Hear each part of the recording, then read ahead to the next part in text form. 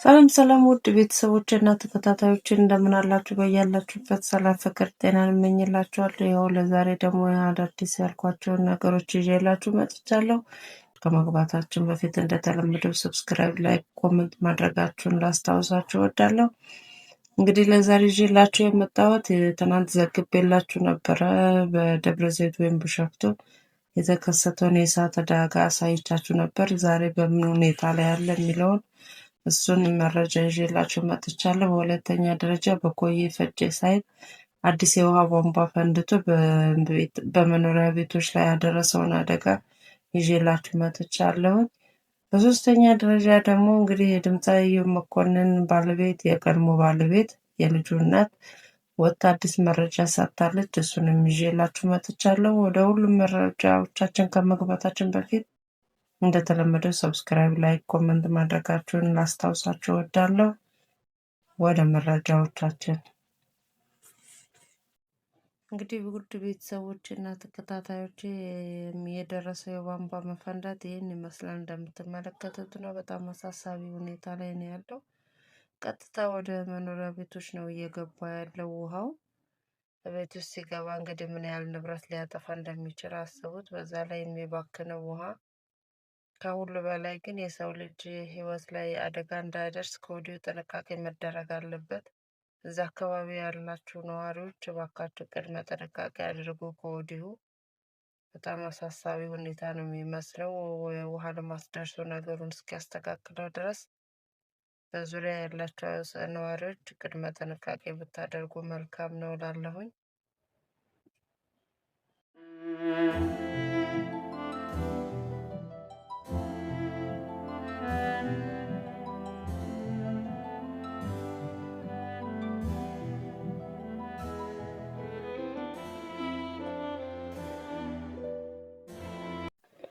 እንግዲህ ውድ ቤተሰቦች እና ተከታታዮች ቀጥሎ የምንሸጋገረው እንግዲህ ደብረ ዘይት የነበረውን የእሳት አደጋ አሁን ምን ደረጃ ላይ እንዳለ ተመልክተን እንመጣለን። እንግዲህ በብዙ ሚሊዮኖች የሚቆጠር የንብረት ውድመት ነው ያጋጠመው። እዛ አካባቢ ንብረታቸው ለወደመባቸው ወገኖቻችን በጣም እንግዲህ ሀዘናችንን ይቅርታ ሀዘናችንን እንገልጻለን።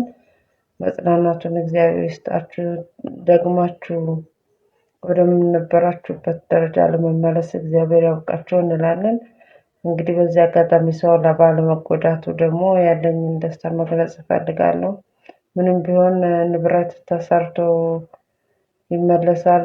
የሰው ሕይወት ይበልጣልና ሰው ባለመጎዳቱ በጣም ደስ ብሎኛል። በተረፈ እስቲ የዛሬውን ደግሞ ከእሳቱ በኋላ ከጠፋ በኋላ ያለውን ሁኔታ ደግሞ አሳያችኋለሁ። ተመልክተን እንመለስ።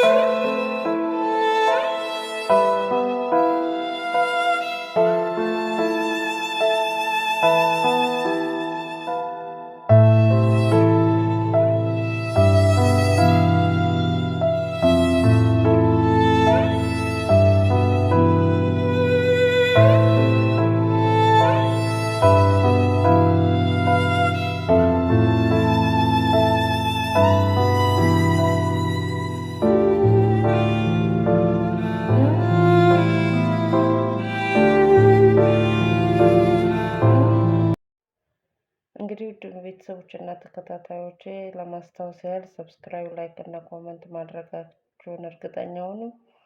ይኸው የኢዮብ መኮንን ባለቤት የድምፃዊ ኢዮብ መኮንን የቀድሞ ባለቤት ወይም የልጁ እናት ወጥታ እንግዲህ አሁን ስላለው የኑሮ ሁኔታዋና እንዴት እንደተገናኙ እንዴት እንደነበረ የኢዮብ መኮንን አሟሟት ጠቅላላ መረጃ ሰጥታለች። እሱን መረጃ ይዤላችሁ መጥቻለሁ። ተከታተሉ። ስለ አዲስ አበባ ሆነ ስለምንም የማውቀው ነገር አልነበረኝም። ኢዮብ ተዋወቅኩ፣ አብረን ለመኖር ተሳሰብ። ያው እኔም ውጭ ሳልሄድ ቀረሁ፣ ልጄም ተፈጠረች። ያው ረዥም ጊዜ አብረን መኖር ማለት እዚህ መጣሽ ለስራ ጉዳይ። ከዛ በኋላ ሳልሄድ ቀረሁ። በቃ ኢዮብ ነገር የቀረሽው እዚህ? በቃ ኢዮብ ጋር ተፋቀርና በቃ ብሄድም ስደት ነው። ትዳር መስርቼ ልጅ ይዤ ለምን አልኖርም በማለት በቃ በመካከላችን ልጅ ተፈጠረች። እኛም ሰርግ ሳናደርግ ሳንጋባ በፊት ልጅቷ ተፈጠረች። ያው መዋደድ ስለሆነ የምናምነው ሁለታችን በመፋቀራችን ስለሆነ ልጃችን ተፈጠረ። ቤተሰብ ተዋወቅኩ፣ ከአባቱም ጋር ከእህቱም ጋር ከጅቡቲ መጣ። ያው መኖር ጀመርን። እኔና ኢዮብ ሚጣ ተፈጠረች። አብራችሁ ትኖሩ ነበር? የት ነበር የምትኖሩት? ኢሲያ አፍሪካ አዳራሽ አጠገብ ካሳንቺስ ተከራይተን እንኖር ነበር፣ ኮሎኔል ኃይሌ ሚካኤል ቤት። ከዛ ቤቱ አካባቢው ሲፈርስ እኛም ወደ አቧሪ ገባን።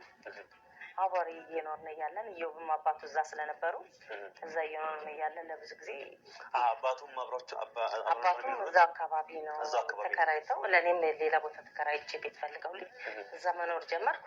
ያው ልጄን ማሳደግ ጀመርኩ። ኢዮብም ይረዳናል፣ ውጭ ሄዶ ለሁለታችንም ይልካል፣ ለመኮንንም እሰጣሉ፣ ለራሴም እየሰጠው መኖር ጀመር። ምን ያህል ዓመት አብራችሁ ኖራችሁ? ያው ሚጣ እስከ አድጋ በእግሯ እየሄደች ሁሉ አብረን ነበር። ስንት ዓመት? 4 ዓመት ምናምን 3 ዓመት እንደዚህ ሚጣ ነበረች። ከዛ ዱባይ ሄደ ተመላለሰ 2-3 ጊዜ። ከሶስተኛው ጊዜ በኋላ አልተጣጣምንም። ለምን ከሰው ስተት ከብረት ዝገት አይጠፋም። በሁለታችን በኩል ምንም ግባባት ያልቻልንበት ባህሪ መጣ፣ የሌለ ባህሪ መጣ። ያው እኔም ወደ ቤተሰቦቼ መመለስም አልችልም፣ ምንም አያገባችሁም፣ እኔ ከወደድኩ ብዬ ከኢዮብ ጋር ኖር ነበረ። ኢዮብ ደግሞ ያው በህልም መካከላችን ስንለያይ ይሄ በችግራችን መካከል ያልተጣጣመ ነገር ሲኖር ኢዮብና እኔ ስንለያይ በቃ እኔም ልጄ መኖር ጀመርኩ። ልጁን ይረዳል፣ ያስተምራታል፣ የቤት ኪራይ ይከፍልልኛል። ብዙ አይቼ ትንሽ ነገር እንዳይ አይፈልግም ኢዮብ። ይህም መጥፎ አይደለም፣ በጣም መልካም ሰው ነው። ግን ምንድነው አይታወቅም በሁለታችን ያለው ነገር። ያው ተለያየ። እኔም ምንም ቅሬን አልተሰማኝም። እንደ ወንድሜ ይጠይቀኛል። እኔም ደግሞ አጠገቤ አባቱ ስላሉ በጣም ደስተኛ ነኝ። ልጄ ከዘሯ እንድትለያይ ስለማልፈልግ ዘሮቿን ማወቅ ስላለባት የኔ ወገን ባታውቅ እንኳን የአባቷ ወገን ማወቅ አለባት። አያቷ አጠገብ ሆነ፣ አያቷ ቅርባችን ነው። የሆነ ነገር ሲቸግረን እሱም የሆነ ነገር ከቸገረው እንጠያይቃለን በቃ። እና የሆነ ልጄ ብትታመም ሩጦ የልጄ ልጅ ታመመች ብሎ ጓደኞችን ሰብስቦ ይመጣል። ጸበል ምንም እያለ ያመጣላታል። በቃ ልጄ ማደገች፣ እየተደሰትን ኢዮብም መጨረሻ ላይ አሜሪካ ደርሶ መጣ፣ ውጭ ማለት ነው። ደርሶ ከመጣ በኋላ ይሄኔ ያመኛል፣ ይቅር በይኝ ፋጥማ፣ ምንም ቅሬና እንዳይሰማሽ፣ እኔ በድዬሻለሁ። እርግጥ የልጄ እናት ነሽ፣ ግማሽ አካል አለን እኔና አንቺ። እስከዛሬ ስላልረዳኋችሁና ቤት ስላልገዛው ቅር እንዳይልሽ፣ አባቴም ይቀየማል፣ አንቺም ትቀየማለሽ። ከአሁን በኋላ ግን በዚህ በምሰራው ካሴት ላይ ለአባቴም ላንቺም በማገኘው ገቢ ቤት ገዝቼ እሰጣችኋለሁ። አንቺ አባቴ፣ ወንድሜ፣ ልጄ ናችሁ ያላችሁ። ሌላ ሰው ያለኝ ሰው የለም እዚህ ሀገር ላይ አዲስ አበባ ላይ እና ስለዚህ አይዞሽ፣ ቅሬና እንዳይሰማሽ፣ አሁን ይሄ ነው ያለኝ ብሎ ለሚጣ የተወሰነ ብር ልብሶች ከውጭ ያመጣው ጫማ፣ ሰዓት፣ ይሄ መነዘር በቃ ለልጆችም የሚያስፈልገውን አረገላት። ከዛ ለሳምንት ሚጣ መሰራት ከሱ ጋር መኖር ጀመረች። ሳምንት ትምህርት አመት ተዘግቶ ነበር። በቃ ሰሞኑን እኔ ጋር ነው የምትከርመው አለ። እሱ ጋር አስከርሞ አመጣት። ከመጣች በኋላ ብዙ ጊዜ ከቆይም በኋላ እሷ መታ ብር ሰጠችን ማለት ነው። ወይዘሮ ቲና ማለት ነው ብር ሰጠችን፣ የወር የሚሰጠንም ማለት ነው። ለእኔም ለእነሱም ማለት ነው። መኮንን ሰታን ሄደች። ከዛ በኋላ ኢዮብ ታመመ፣ ወድቆ ከባስክሌት መባሉን ሰማሁ። እኔ ሬዲዮ ውሸት መስሎኝ በቃ ዝም አልኩኝ። ከዛ ቤቴ ድረስ ማለት ነው የሳካር ኢንተርቴይንመንት የአቶ ኢዮብ ጓደኞች ቀይ መኪና ላከልኝ። ለልጄና ለእኔ ትፈለጋላችሁ፣ ሆስፒታል ገብቷል ኢዮብ፣ ምን እንሄዳለ፣ ይዞን ሄደ።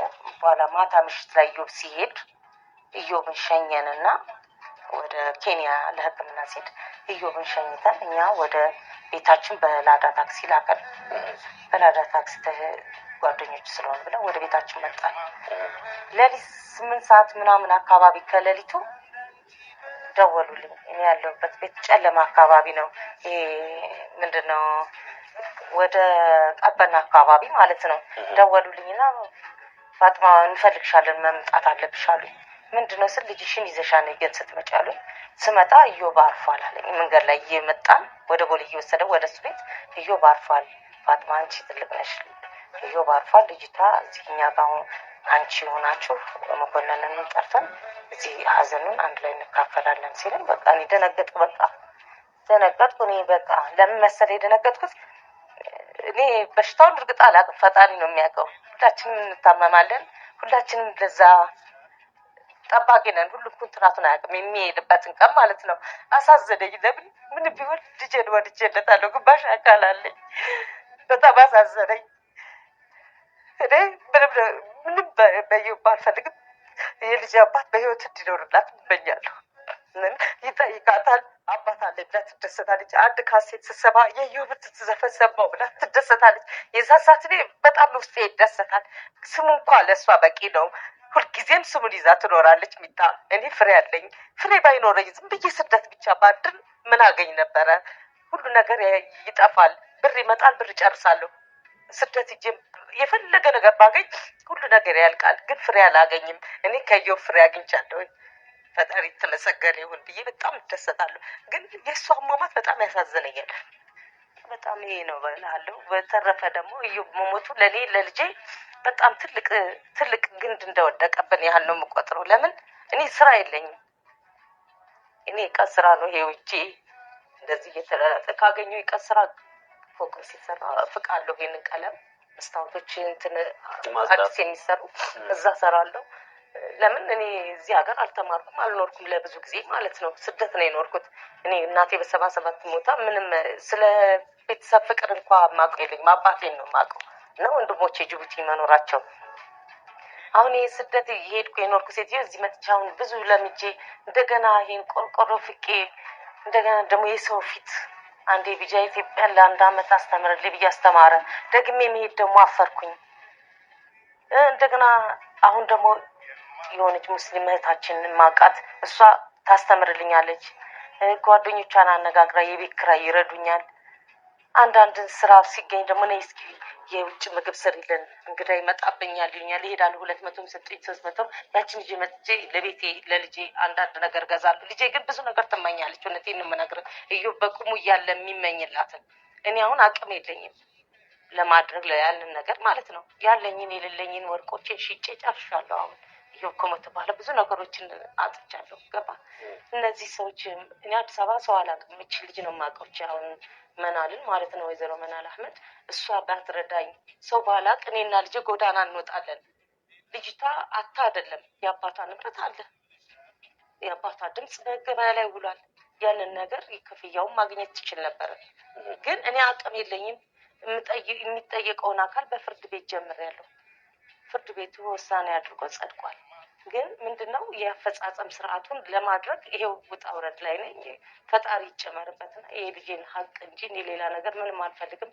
በተቻለ የኢትዮጵያ ሕዝብ ይሄንን በመመልከት ልጄን እንዲያስተምርልኝና እኔም የሆነች ነገር የምንቀሳቀስባት ነገር እንዲያደርጉልኝ ተንቀሳቅሼ ልጄን እንድረዳ ማለት ነው። እስከ ትምህርቷን ጨርሳ ሰው እስከምትሆንልኝ ድረስ የእዮብ ሞት በቃ ለእኛ ትልቅ ነገር እንደወደቀብን ነው የምነግርህ። ወንድሙም ይሄው እንደዚህ ያሳዝነኛል። የሚጠይቀኝ እሱ ነው። በቃ መኮንንም ሞቷል። ይሄ ህፃን ልጅ ነው ይጠይቀኛል። እንዴት ነው የሚጣ እንደዚህ ሆነ አቧሬ ላይ ጠብቆ ቶሎ ሂጂ እናትሽ ታስባለች ለአንቺ ብላ ደፋ ቀና እያለች ይልልኛል። ደስ ይለኛል። እሱም ልጅ ነው ግን ምንም አያውቅም። ለራሱ ህይወት ራሱ አያውቅም። ወደ መጥፎ አደጋ ይወድቃል እያልኩ ሁልጊዜ አስባለሁ። ለምን ወንድሙ ነበር የሚያስተምረው የሚያደርግለት። አባቱም ሞቷል። እስቲ እንደው የተዋወቃችሁን ጊዜ አስታውሽኝ። ያኔ እዮብ እንደዚህ ታዋቂ አልነበረም ማለት? አዎ ታዋቂ አልነበረም። እስቲ ምንም ነበር የወደድሽለት? ከተፋ ነበር የሚሰራው። እሺ እኔ መጀመሪያ ምንም እንትን አለኝ። በቃ ከተፋ ምንድን ነው? ያው እኔ ዘፈን ስለሆንኩ አውቀዋለሁ። ግን ያው የሰው ዘፈኖችን ነው የሚዘፍነው ማለት ነው። የአሊ ቢራን የቦምባርሌን ዘፈኖች ይዘፍን ነበረ። እኔ በጣም ወድለት ነበር የአሊ ቢራን። ላፎንቴኖች ጋር ሄድኩኝ። ላፎንቴኖች እዛም ሴት ራሱ እንደዚሁ አይነት ጭፍጭፍኝ ያለው ዛሬ ጭፍጭፍኝ ሄድኩበት ቦታ ላይ ጭፍጭፍኝ እንደሚያጋጥመኝ ብዬ በቃ ጓደኛዬን የድሬዳዋ ልጅ ነች እሷ አንቺ ብንሄድበት ሁሉ እንዳሉ እንደዚህ ነገር ናቸው እያልኩ በአርበኛ ወራታለሁ። ሁሉ ሄዳ ሻሮም መንኮሽ ምናምን እያልኩ አናግራታለሁ። ልጅ ታሳቀችብኝ። ከዛ አይደለም እንደዚህ ነው የዚህ ሀገር ራስታ ናቸው ምናምን ስትለኝ እኔ ሳኩ ተከታትሎኝ እዛ ደግሞ መጣ ላፎንቴኖች ጋር ማለት ነው። ልጅቷ ብድግ ብላ ተነጋግራ ነው ጠቅሳት ነው ምስል ወደ ሽት ቤት ሊሄድ እናልወጣ አለችኝ። ከዛ እኔ ቁጭ ብዬ መተው አጠገብ ስቀምጥ እኔም እንደዚህ ይፋቀቃል እሱ እንደዚህ ይፋቀቃል። ከዛ ለከፋ እንደዚህ ተነካከፍንና እንደዚሁ ስናወራ ከዛ አንቺ እንዴ ለምን ትፈሪኛለሽ? እኔ ያስፈራለሁ? ሰው ነኝ እኮ ሰው ነኝ ምናምን አለኝ። አዎ ሰው ነህ፣ ግን እኔ አልወድም ጨበሬ ነገር ምናምን አልኩት። እኮ ጸጉር ነው እኮ ምን ሆነሽ ነው? ራስ አታውቂም ምናምን። እሺ እኔ ምን እመስላለሁ? ደግሞ ጥርስ ጉራማይሌ ነው ታምራለህ አልኩት እኔ። ከዛ አንቺም ጥርስሽ ያምራል። በእንደዚህ ለከፋ በቃ ተለካከፍ። በሌላ ጊዜ እኛ ሶደር ሄደን ስንመጣ እኔና ጓደኛዬ ያው ለጉብኝትም ላይ መጣን ቤተሰብም ለማየት ነው። ከዛም ስንመጣ ደግሞ እዛው ናይት ክለብ ሀይልዬ ጋር ሄድን። ሁልጊዜ የሚሰሩ አይመስለኝም። እኔ እዚህ ሀገር መጥቼ አላውቅም። አዲስ አበባን አላውቃትም። አሁንም እሱ ሰውዬ እዛው አየሁት። ወይ ጉድ አልኩኝ። አሁንም እዚህ ነው ሰውዬ። ከዛ በቃ ሸልሚ አሉኝ። አንስቼ 100 ብር እንደዚህ ሸለምኩት። ስሸልመው የዛ ሰዓት ፋጢያላ ሙድ ይሉኛል። ያው ብር አለኝ፣ ንብረት ብዙ ብሮች አሉ፣ ብርም አለኝ። ሸንቶ መኪና 60 ምናምን ሰው እንጭናለኝ። ፒኮክ ናዝሬትን ቤት ገዝቼ ነበር ከኤርትራዎች። ያው ሁሉን ንብረቴን ግን አጣሁ። በነገራችን ባነሳው የባስ ስለሚከፋኝ ይቅር። ያው ጭፈራ መቼም ሁሉ ነገር ያጠፋል። በአለማወቅ የልጅነት ነገር ነው መሰለኝ ብዙ ነገሮችን አበላሸው። ፋጢያላ ሙዲ ነበር የሚሉሽ? አዎ እንደዛ ያለ በደንብ ነበር የምትጋብዥው አርቲስቶችን ምናምን